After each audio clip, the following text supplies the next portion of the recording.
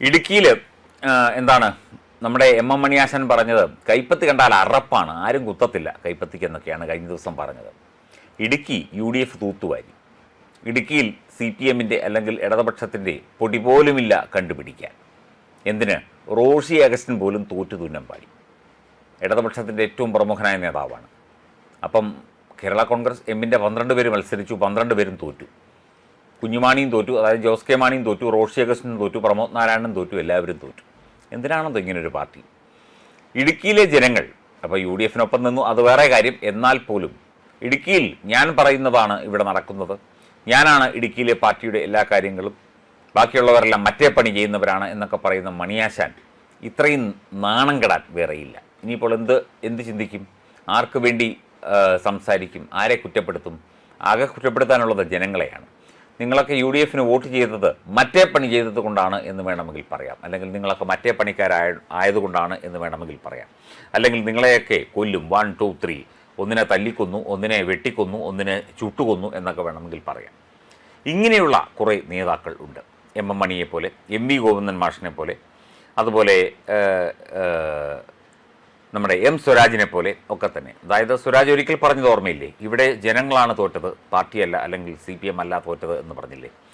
ജനങ്ങൾ വോട്ട് ചെയ്ത് ഇവരെയൊന്നും വേണ്ട എന്ന് വെച്ച് മറ്റുള്ളവരെ തിരഞ്ഞെടുത്തു. ജനങ്ങൾ ഇവർക്കെതിരെ നിന്നു. ഉടനെ ജനങ്ങളാണ് തോറ്റത് എന്ന് പറഞ്ഞ് ജനങ്ങളെ പരിഹസിക്കുന്ന തരത്തിൽ, ജനങ്ങളെ അപമാനിക്കുന്ന തരത്തിൽ പ്രസ്താവനകൾ നടത്തുക, ജനങ്ങളെ അപമാനിക്കുന്ന തരത്തിൽ പെരുമാറുക, ഇതൊക്കെയാണ് ഇവരുടെ കുഴപ്പം. ഇവരെ തോറ്റു, അല്ലെങ്കിൽ നിങ്ങൾ തോറ്റു എന്ന് പറഞ്ഞ് ബോധ്യപ്പെടുത്താനാണ് ഏറ്റവും പാട് എന്ന് ചില മാധ്യമങ്ങൾ, സമൂഹ മാധ്യമങ്ങളൊക്കെ തന്നെ ചൂണ്ടിക്കാട്ടുന്നുണ്ട്. സത്യമാണ്.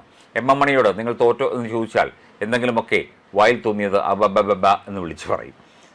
ഗോവിന്ദൻ മാഷോട് ചോദിച്ചാൽ എന്തെങ്കിലും സൈദ്ധാന്തികമായി പറയും. P രാജീവിനോടോ M സ്വരാജിനോടോ ചോദിച്ചാൽ ഇങ്ങനെയൊക്കെ പറയും.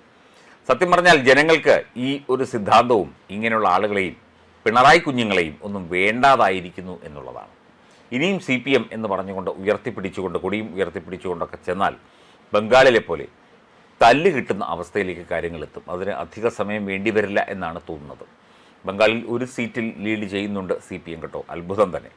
അപ്പം കേരളത്തിൽ CPM-ൻ്റെ കഥ കഴിഞ്ഞു, ഇടുക്കിയിൽ CPM-ൻ്റെ കഥ പണ്ടേ കഴിഞ്ഞു.